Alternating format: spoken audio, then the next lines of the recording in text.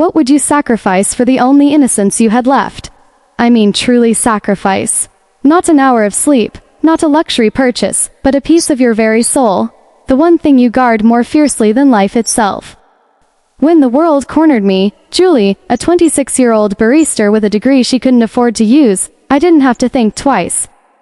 It was a trade, my shame for a child's life. It sounds dramatic, doesn't it?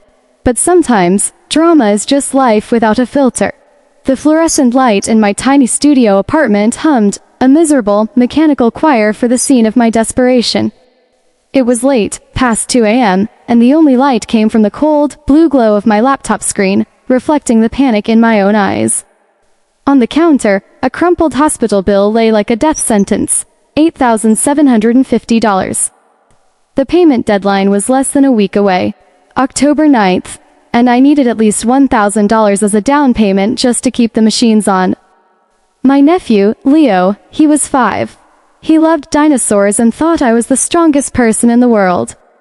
He was in a NICU bed 5 miles away, fighting a rare, aggressive infection that had blindsided my sister, Maria, and her husband, who were already drowning in debt. Leo didn't know anything about credit scores, deductibles, or the terrifying silence of a blocked medical claim. He just knew his auntie Julie made the best pancakes. I leaned back, the cheap plastic of my chair protesting with a tired squeak. I'd tried everything. Maxed out credit cards, rejected. A loan from the predatory lenders. The interest was a joke, a trap. Selling my only valuable possession, a beat-up classic guitar, barely covered a week's worth of groceries. There was nothing left in the normal economy for me. I felt the slow, sinking horror of realizing that desperation has its own market, and my most liquid asset was, devastatingly, my own body. My fingers hovered over the keyboard, clammy with a fear that tasted like metal. I was looking at a dark corner of an online forum, a place where transactions of necessity and shame unfolded daily. I took a ragged, shaky breath, the kind that feels like it's scraping the inside of your throat, and typed the words that would change everything. 26F.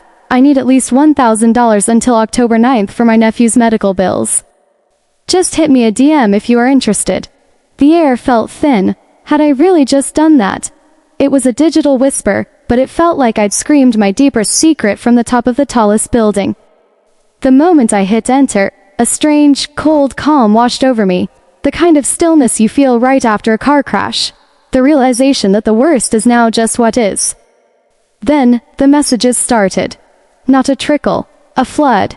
The first notification chime made me physically jump, a shock of adrenaline that settled into a cold knot in my stomach. I'd anticipated the fear, the shame, but I hadn't prepared for the sheer volume of interest. The messages were a brutal education in the economics of vulnerability. There were the low ballers, the creeps, the ones who treated me like a vending machine.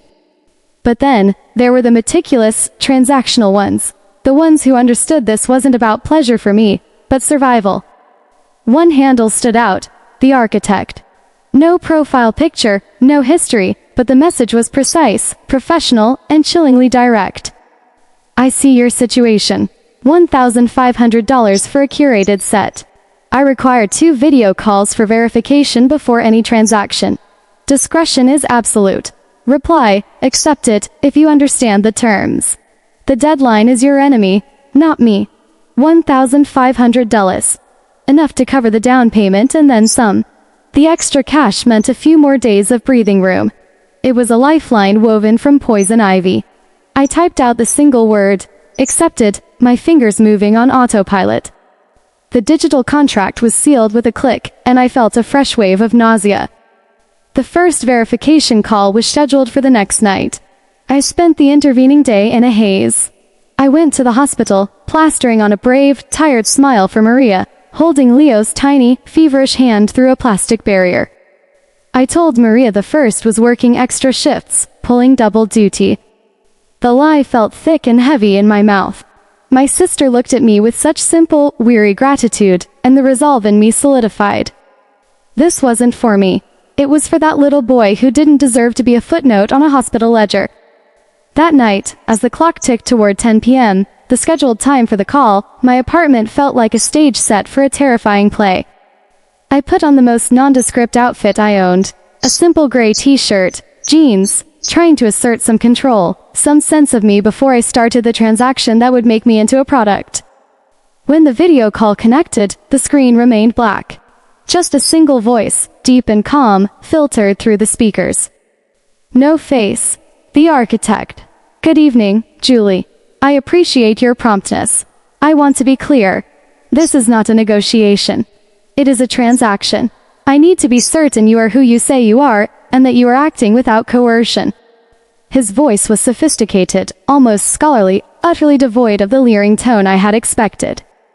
It only made the situation more unnerving. I am Julie, I whispered, my voice barely a croak. And I'm not being coerced. I'm doing this for my nephew. Yes, Leo. I did a cursory verification of your publicly available information, he stated flatly. The words hit me like a physical punch. He knew Leo's name. My heart hammered against my ribs, a trapped bird desperate to escape. My public social media was locked down, but a desperate person leaves digital breadcrumbs. How much did he really know? Don't panic, Julie. I am merely thorough. This is a high-risk transaction for both of us. Now, for the first layer of assurance, the architect continued, the tone never changing. You will not show your face. You will show me your left hand. Turn on your camera now. My hand trembled as I activated the camera, then lifted my left hand into the frame. The cheap overhead light made my skin look pale and sickly. The small scar, near the knuckle of your index finger. You got that when you were 10, falling off a rope swing at summer camp. Is that correct? I froze. He wasn't just thorough, he was intrusive. How could he possibly know that? A memory flashed. My sister Maria had posted a photo of my scraped knee and bandaged hand on a long-forgotten family blog. A tiny detail, but in this context, it felt monumental, a terrifying invasion of privacy. Yes, I managed to say.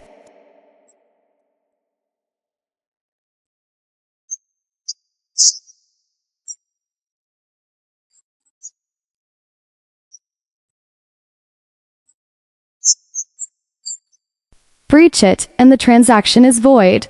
More importantly, the shame. Well, that's yours to keep. The line clicked dead. Silence rushed in, louder and heavier than before. I sat there, staring at the black screen, feeling utterly exposed. This wasn't just a simple exchange of goods for money.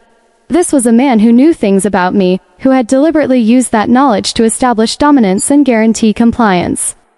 He wasn't just a buyer, he was an operator. The cold knot in my stomach tightened into a spike. This wasn't going to be easy.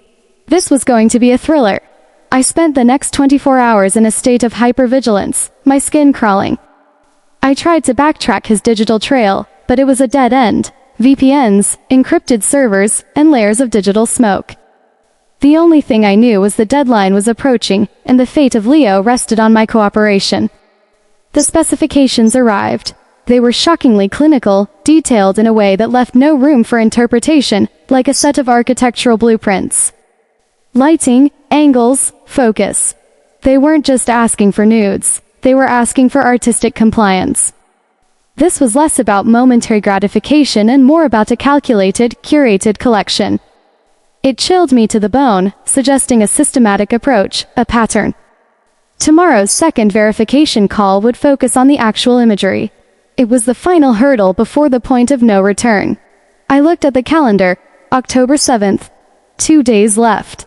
The pressure was a physical weight on my chest. I thought of Leo, his small chest rattling with fever, and I knew I had to go through with it. But as I prepared for the next call, a different kind of fear started to bubble up.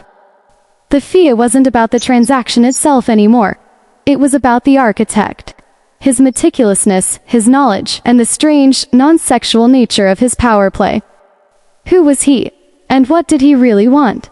The clock hands dragged toward 10 p.m. on October 8th, the final night before my self-imposed, life-altering deadline. The air in my apartment was thick, heavy with the weight of unmade decisions and the metallic scent of impending doom. I hadn't eaten properly in 2 days. The hunger pangs were a dull, manageable ache, far less agonizing than the churning fear in my gut. Maria had texted an hour ago. Leo's fever was spiking again. Pray for us, Jules, she wrote. And with that, every last shred of my self-pity evaporated. Prayer wasn't going to pay the bill. My phone chimed. It was the architect. Time to face the music. I connected the video call, sitting rigid and straight on the edge of my bed. Again, his screen was black, a void of anonymity that felt utterly suffocating. Good evening, Julie. I trust you've reviewed the specifications. His voice, smooth and level, felt like sandpaper on my nerves. It was the voice of a man who was always in control, a conductor orchestrating a crisis. Yes, I managed, my voice firmer this time. I needed to sound like a professional, a business partner, not a scared girl. There. Detailed, clinical, precisely. I am not interested in impulsivity. I am interested in narrative, in controlled vulnerability. Tell me, Julie, why the black and white filter stipulation? Why the instruction to use the window light at dawn, not artificial light? I hesitated, thrown off balance. This wasn't the conversation I'd rehearsed. He wasn't asking about the setup, he was testing my comprehension, my compliance. Because black and white removes the distraction of color, forcing the viewer to focus on form and emotion. The dawn light is soft, diffuse. It speaks to vulnerability, to a transition. It suggests a certain, quiet desperation. I finished, the words tumbling out, laced with a bitterness I couldn't hide. There was a pause, just a fraction of a second, but in the silence, I could hear the faint, distant sound of a grand piano playing a classical piece, maybe back, through his speakers. It was a bizarre, almost comical detail that only increased the surreal horror of the situation. This wasn't a cheap transaction. It was a curated experience for someone who had everything. Excellent, Julie. Aesthetics matters. It is what elevates necessity into something transcendent. Now, let's move to the second layer of verification. You need to prove you're willing to follow instructions, even uncomfortable ones, for the sake of the objective. I swallowed hard. What is it? It's simple. I need to know the depth of your resolve. I need you to do something that demonstrates the true measure of what you're willing to give up. Something personal, something visible only to me. My breath hitched. I told you, I won't show my face. I have no interest in your face, Julie. That would ruin the mystery, the commodity we are trading. I am interested in your story. The one you are selling alongside the images. Turn the camera toward your wall, specifically the corkboard above your desk. My eyes darted to the corkboard. It was a messy collage of my past life, a graduation tassel, a faded photo of Leo's first birthday, a handwritten quote by Maya Angelou, and a sticky note reminding me to apply for a dream graphic design job. It was my private shrine to hope. Do you see the small, blue postcard? The one with the handwritten address, he asked. It was a postcard from my college boyfriend, Mark. He was the one who broke my heart, the reason I carried a low-grade skepticism about every commitment. It was a relic I kept out of some strange, masochistic memory-keeping. Yes, I want you to take that postcard down. Now, rip it in half. I stared at the postcard, then at the camera. Why? It's just a piece of paper. It's not. It's a tether to a past you can't afford right now. It is a distraction. The measure of sacrifice is not what you gain, but what you willingly destroy to achieve it. You are shedding your former self for your current mission. Rip it, Julie. All this conversation ends. My hand was shaking as I pulled the brittle card off the corkboard. It felt monumental, this tiny act of destruction. I gripped the postcard in both fists, and with a terrible, tearing sound, I split it perfectly down the middle. I held the two ragged halves up to the camera. It's done. Good, the architect said, a subtle satisfaction in his voice. Now burn them. Safely, of course. We aren't looking to alert the fire department. I grabbed a ceramic coffee mug, tossed the two halves inside, found a cheap lighter I used for candles, and struck the flame. The paper caught quickly, the small flame licking up the sides, turning the ink into ash and smoke. The smell was acrid, final. It was the smell of bridges burning. You have demonstrated commitment. The $1,500 is being transferred to a temporary escrow account. When you send the complete, compliance set of images and videos, I will release the funds, and they will be in your bank account before Leo's deadline. He paused again, and the background music swelled slightly. Still bark, still unnerving. One last thing, Julie. This is the most crucial instruction. Do not, under any circumstances, include any distinguishing features that could be used for reverse image searching. No unique tattoos, no jewelry, and specifically, I do not want the small, faint, three-dot mole on your right shoulder blade. Ensure it is obscured or cropped. My stomach dropped like a stone.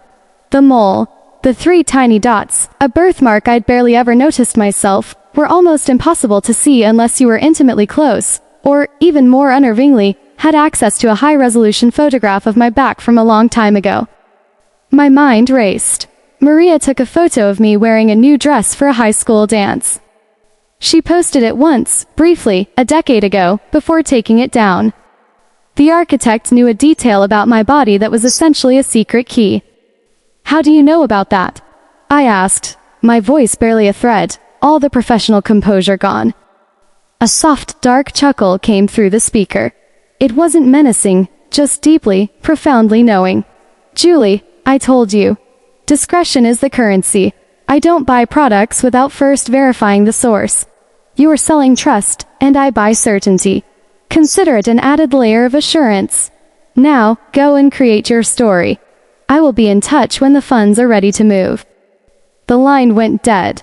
I didn't move for a long time. My heart was pounding so hard I felt dizzy. The fire was out in the mug, just a curl of ash remaining. The architect wasn't just a buyer, he was an investigator. He had gone through painstaking effort to know me, to confirm my identity without ever seeing my face. He didn't just want the pictures, he wanted the power that came with knowing the real-life desperation of the person behind them. I was dealing with someone who was both meticulous and potentially dangerous. Was he a hacker, a wealthy stalker, or something even more complicated? I looked at the dark mirror of the laptop screen, seeing the shadow of my own fear. I had to finish this, get the money, and then disappear from the internet entirely. The next few hours were a blur of cold, terrifying necessity. I set up the lighting as instructed, stripped away every piece of my identity, and performed the clinical, precise acts required to fulfill his contract.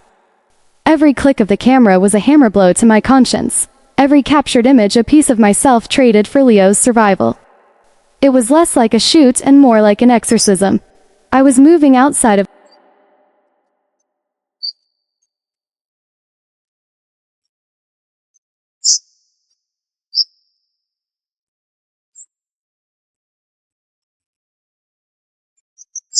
an agonizing emptiness settled over me. It was done. The trade was complete. I waited, my eyes glued to my phone, the light of dawn filtering in just as the architect had prescribed. 6 a.m., 7 a.m., still nothing. The escrow held the money, but he hadn't confirmed receipt or released the funds. Panic began to claw its way back up my throat. Had he decided they weren't good enough? Had he found a flaw in the compliance? Then, at 8:17 a.m., a single text message appeared. Not from the architect's encrypted chat, but a text to my regular number, one I hadn't given him. It was a picture. It wasn't one of the images I'd send. It was a close-up photo of a small, faded drawing of a dinosaur, taped to the back of the hospital bed in Leo's room. A drawing I'd done for him the week before. The accompanying text was simple, horrifying, and utterly final. Beautiful work, Julie. The funds are released. Tell Leo the first hope he gets well soon. I particularly appreciate the raw vulnerability in the window-lit profile. It speaks volumes. Keep the curtains closed today. You'll need your rest. I dropped the phone. He wasn't just observing me online. He was at the hospital. He was watching Leo. He had been close enough to take a picture of a private drawing on the back of my nephew's bed. The truth hit me with the force of a physical blow. The money was in my account. I checked, $1,500 confirmed. But the price I'd paid was not just my body, it was my security. The architect was not just a buyer. He was an intimate voyeur, a shadow who had stepped from the digital realm into my real life, demonstrating the absolute, chilling extent of his power and reach. The goosebumps started on my arms, prickling against my skin, as the realization solidified. This wasn't over. This was the start of something far, far worse. Why did he go to the hospital? Why the warning to keep the curtains closed? The suspense was no longer a matter of money. It was a matter of survival. The $1,500 hit my account instantly, a cruel and efficient confirmation of the exchange. I immediately transferred $1,000 to the hospital's urgent payment portal. The weight of the financial burden lifted, but it was replaced by a cold, leaden terror that settled in my bones. Leo was safe for now, but I was not. The message, "Keep the curtains closed today. You'll need your rest," was a clear declaration. I know where you live. I am watching. I spent the next hour moving like a ghost of my own apartment. I taped the edges of the flimsy curtains shut, creating a suffocating darkness. I pushed my desk and chair against the door. Every creak of the floorboards, every distant siren, felt like an immediate threat. I had traded my modesty for money, but I had accidentally thrown in my peace of mind and safety for free. I knew I couldn't stay here. I needed to see Maria and Leo, to reassure myself they were truly safe, and then I needed to disappear. I put on a heavy hoodie and sunglasses, pulling the hood low. I grabbed my keys, wallet, and the tiny, foldable knife I kept for self-defense. The bus ride to the hospital was a blur of paranoia. I saw the architect in every shadowed face, every person staring at their phone. My imagination, fueled by fear and sleep deprivation, ran wild. Was he a predator? A vengeful ex-colleague? Why the elaborate cat and mouse game? If he just wanted the pictures, why the obsessive personal research?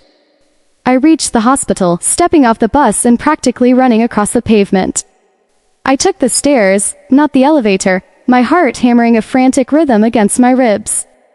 I had to get to Leo's room, hold my sister, and tell them I loved them, before whatever nightmare I had unleashed consumed me. I pushed through the double doors of the NICU waiting area. Maria was sitting on a hard plastic chair, her face buried in her hands. She looked small, defeated, and exhausted. "Maria, what's wrong?" I rushed to her side, kneeling down. She looked up, her eyes red-rimmed but not from sadness, from shock. "Julie, thank God you're here. We got the news. Leo is stable. The payment went through. But that's not it. Someone was here, just a few minutes ago." My blood turned to ice. Who was it? A doctor. He was asking about us. Not Leo's case, but about us. He knew about the bills. He knew about how stressed we were. He was so kind, Julie. He told me not to worry about the long-term costs. He said he was a specialist, a new physician advisor on staff who heard about our situation. He said that because of the rarity of Leo's illness, the hospital was going to cover the rest of the treatment, completely. He set up a new foundation fund to take care of the family, too. I stood up slowly, the world tilting. A new physician advisor, a foundation fund. This wasn't the work of a pervert. This was the work of a benevolent, deeply strange, and terrifyingly powerful entity. What was his name? Maria. I whispered, my voice sounding distant even to my own ears. "Dr. Elias Vance," she said, managing a tearful, hopeful smile. He said he was looking for people with integrity who had fallen on hard times. He said he was going to come back later to tell us about the paperwork. He told me to go get a cup of coffee and try to relax. My mind flashed back to the architect's voice. The architect. Dr. Elias Vance. A sophisticated, scholarly voice. A man who dealt in architecture, in building, in control. What did he look like? Maria. Did you see him well? Maria closed her eyes, recalling the details. He was older, maybe late 50s. Distinguished. Gray at the temples. He was wearing perfectly tailored suit under his lab coat. And he had this one strange thing. He was wearing a small silver ring on his pinky finger. It was shaped like a tiny, coiled snake. My breath hitched. The pieces snapped into place with a sickening finality, the click of a tumbler's locking in a vault. I hadn't seen the ring, but the description of the man, the tailored suit, the authority, and the calculated generosity all pointed to one terrifying possibility. I saw the coffee machine humming in the corner of the waiting room. Maria had just been told to go get a cup of coffee and relax. He had told her that. My eyes swept the room. It was nearly empty. And then I saw him. Sitting in the darkest corner, nursing a paper cup, was a man. Late 50s. Impeccably dressed, even without the lab coat. Gray at the temples. He wasn't looking at me. He was reading a thin, leather-bound book. On his left pinky finger, catching the pale, sterile light of the hospital room, was a small, silver ring, the coiled snake. The architect. My heart slammed against my chest, a desperate, warning drumbeat. He hadn't just been watching the hospital. He was the hospital, or at least a powerful part of its structure. This wasn't a random buyer. This was an executive, a physician, a man who moved funds and created foundations. I started walking toward him, every step a commitment to the abyss. He didn't look up until I was standing directly over him, casting a shadow on his book. "That's Vance," I said, my voice low and shaking with controlled fury. He slowly closed the book, placing a finger on the page to mark his place. He finally looked up, and his eyes were cold, pale gray, intelligent, unreadable, and devoid of any discernible warmth. The eyes of someone who viewed the world as a complicated chessboard. "Julie, I was wondering when you might arrive. Please, sit." He gestured to the empty chair beside him. I stayed standing. I received the text. The one with Leo's picture. The one telling me to close my curtains. "You are the architect." He gave a slight, almost imperceptible nod. "A rather dramatic pseudonym, I grant you. I prefer Dr. Vance. It's considerably more legitimate, don't you think?" He took a slow sip of his coffee. "Why? Why this elaborate lie? Why not just give the money anonymously? Why force me to sell my dignity for a set of pictures you barely cared about?" My voice cracked on the last word. Dr. Vance smiled, but the smile never reached his cold eyes. The pictures. You think that was the transaction, don't you?" "No, Julie. That was the entry fee. The $1,500 was a negligible sum for me. The cost was immaterial. The price was proof." He leaned forward, lowering his voice until it was a smooth, deadly purr. "I own a large pharmaceutical manufacturing firm, among other things. I invest in people, Julie. I invest in those with unbreakable resolve. The world is full of people who say they would do anything for their family. They lie. They quit. But you, Julie, you proved them wrong. You had a terrible, impossible choice. Save your soul or save your nephew. And you, without hesitation, chose the life of innocence over your own pride. You went through a digital fire, an act that would shatter most people's morality, and you did it with focus, commitment, and even a degree of aesthetic precision. That," he tapped the book with his snake ring, "is integrity of purpose. That is the kind of loyalty, discipline, and resourcefulness I spend millions looking for in my executive hires." He paused, letting the revelation hang in the air. "The pictures, they are merely documentation of your emotional bandwidth and compliance under duress. You followed every clinical, uncomfortable instruction. You ripped the postcard. You burned your bridges. You proved you are willing to make the ultimate trade for a higher purpose. That, Julie, is the foundation of a true leader." My head was spinning. This wasn't a nightmare. It was a bizarre, corporate recruitment drive. You put me through all that. You broke into my privacy. You terrified me, just for a job interview. I choked out the words. "For a position, yes. I don't hire people based on resumes and soft interviews, Julie. I hire people based on documented, sacrificial acts of love and desperation. The foundation I just created for Leo's future treatment. That is my signing bonus. The pictures, they are my collateral, a promise of your silence and continued commitment. You will be my new executive advisor for special projects. You start Monday. The salary is 6 figures. Your nephew will never want for anything again." He stood up, towering over me.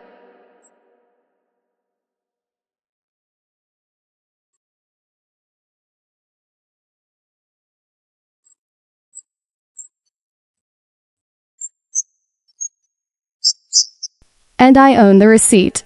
He walked past me, the air moving with the silent authority of wealth and power. "I need your answer by the end of the day," he said without looking back. But I suspect I already know it. I stood there, paralyzed, holding the terrifying truth in my hands. The money was real. Leo was safe. The job was my escape, my future, and my redemption. But it was bought with the most humiliating act of my life, and the man who employed me was also the man who owned my deepest shame. I had won the battle for Leo's life, but I had lost the war for my own soul. I was free, but I was forever bound to the man who made me break. The choice was no longer about money. It was about whether I could look that man in the eye every day, knowing that his power stemmed from my ultimate vulnerability. Could I use the horror of my past to build an incredible future? I walked into Leo's room, a rush of love washing over the fear. He was awake, a weak but genuine smile on his face. He held up a drawing of a smiling T-Rex. I leaned down and hugged him, hard, inhaling the faint, sweet scent of his hair. The smell of innocence. I looked at my sister, Maria, sleeping peacefully in a chair beside his bed, finally free of the financial anxiety that had crushed her. I had paid the price. Now, I had to decide what I was going to build with the ruins. Call to action, CTA. The ultimate choice wasn't about the job, was it? It was about reclaiming the story. Julie was given a chance to turn her profound humiliation into profound power. But the question remains, if you were in Julie's position, knowing the architect of your greatest shame was now offering you salvation, a job that would secure your family forever, would you take it? Would the price of your dignity be worth the ultimate security of the person you love most? Let me know in the comments below. And if this story gripped you, if you felt that knot in your stomach, hit that subscribe button and the notification bell for more cinematic tales that force you to look at the dark corners of the human heart. Text: the subsequent days passed in a disorienting haze of frantic preparations. Leo was improving dramatically, the $1,000 down payment having unlocked the immediate, necessary treatment, and the news of the newly established foundation had flooded Maria with a hope she hadn't felt in months. Julie, meanwhile, was preparing for an entirely new life built on the very foundation of her fear. She bought a sharp, tailored black suit with the first advanced Dr. Vance wired to her, a painful, ironic uniform that perfectly mirrored the corporate shell she now had to inhabit. Monday arrived with a sickening sense of inevitability. The office was not just a building, it was a monolith of glass and steel in the financial district, a monument to the kind of money that dictates reality. Vance's firm, Vance Solutions, dealt in global consulting and high-stakes finance, a world away from espresso machines and tips. A stern, efficient assistant led Julie down a long, silent corridor carpeted in a thick, sound-dampening wool. She pushed open a mahogany door, revealing an office that spanned the width of the building. The room was minimalist, almost cold, yet breathtaking. A massive glass wall offered a dizzying view of the entire city, a grid of tiny, insignificant lives happening far below. And there he was, sitting behind a polished desk, a singular, powerful figure against the backdrop of the entire world. Dr. Vance, the architect. He wore the same perfectly tailored suit, the silver snake ring glinting faintly on his pinky. "Julie, welcome to Vance Solutions," he said, his voice carrying the same calm, proprietary tone from the encrypted calls. He didn't stand up. He didn't offer a handshake. It was a reaffirmation of the power imbalance. "Thank you, Doctor," I replied, my new suit feeling suddenly restrictive and hot. I met his gaze, refusing to look away, a small victory I would take. "Your office is next door. It has the same view. Your title is Executive Advisor. You will report directly to me. Your first task will be to analyze the integrity of the compliance protocols in our acquisition targets. Essentially, I need someone who understands the true cost of necessity, the limits people are willing to push when their back is against the wall. You have unparalleled field experience in that," he stated, a clear, cutting reference to our transaction. He tapped a file on his desk, not looking at me. "I want to be clear, Julie. That unfortunate exchange we shared, that was a highly specific, successful test. I have secured your silence with financial liberation. Do not mistake my investment for forgiveness or sentimentality. The pictures exist. They are non-transferable, non-shareable, and locked away. They serve only as a reminder that I did not hire a woman with a clean slate." I hired a woman with an iron will. You belong to this office now. Do you understand your terms? I looked away from his cold, assessing eyes and out at the city view. The skyscrapers blurred into a sharp, dizzying column that felt like my own ascent. The air up here was clean, thin, and intoxicating. I was staring down at the world that had tried to crush me, the world I had beaten, not with luck, but with the sacrifice of my most precious defense. Leo was safe. Maria was happy. My past was a weapon in the hand of my employer. I understand, Dr. Vance, I said, the words clean and firm. The transaction is complete, and I am ready to build. As I turned to leave, my eyes fell on a small, framed photo tucked subtly into the corner of his immense desk. It was a professionally taken, slightly blurred photograph of a young woman, maybe late 20s, with warm, kind eyes and a familiar spray of 3 tiny moles on her right shoulder blade, visible because she was wearing a delicate, off-the-shoulder dress. My heart seized in my chest. It wasn't my photo. It was a different woman. Dr. Vance followed my gaze. My daughter, he said, his voice softening slightly for the first time. She was an idealistic young woman. She got into a bad financial situation. She didn't have your strength, Julie. She took her own life rather than face the shame. He finally looked at me, a flicker of pain, or maybe just regret, in his pale eyes. I found her journals. I saw the desperation, the predatory contacts she was trying to make. I realized the world doesn't reward innocence, it exploits it. I spent years hunting down the network that preyed on her vulnerability. I established this foundation, not just for charity, but to find people like you. People I could save, yes, but more importantly, people I could use to fight back. I need people who know exactly what the bottom looks like. He picked up a small, silver-framed print, a pristine, black-and-white photograph of a shoulder, softly lit by dawn, the mole obscured by a careful shadow. It was one of the photos I had sent him. You are my proof, Julie. My counter-narrative. I bought your shame to turn it into your power. Now, go and earn it. I walked to my new office, the heavy door closing silently behind me. I sat in the chair, the incredible view of the sprawling city before me. I had secured salvation for my family and an unstoppable career. But I realized Dr. Vance hadn't just bought my images. He had bought my trauma to fuel his own crusade and avenge his daughter. The price I paid wasn't just my dignity. It was the knowledge that my deepest wound was now someone else's political ammunition. My shame was his secret corporate strength. I pulled out my phone and scrolled through the latest updates. Leo was laughing in a video Maria sent. He was going to be fine. The relief was immense, pure, and absolute. I closed my eyes and whispered to the ghost of my former self, it was worth it. But a tiny voice in the back of my mind, the voice of the girl who burned a postcard and looked down the lens of a camera in the dark, asked a chilling question. Now that you're an architect, do you get to decide who gets built and who gets broken? Julie traded shame for security, vulnerability for power, and desperation for a 6-figure salary. She became the perfect weapon for a complex, vengeful man. The moral we're left with is heavy. Does true success always require the sacrifice of your deepest self? And if you build a future on a foundation of pain, does the structure ever stop haunting you? If this story forced you to ask those hard questions, if it made you rethink the cost of survival, then comment below with your answer. Don't forget to like and subscribe for more gripping, cinematic storytelling that delves into the compromises we make for the people we love.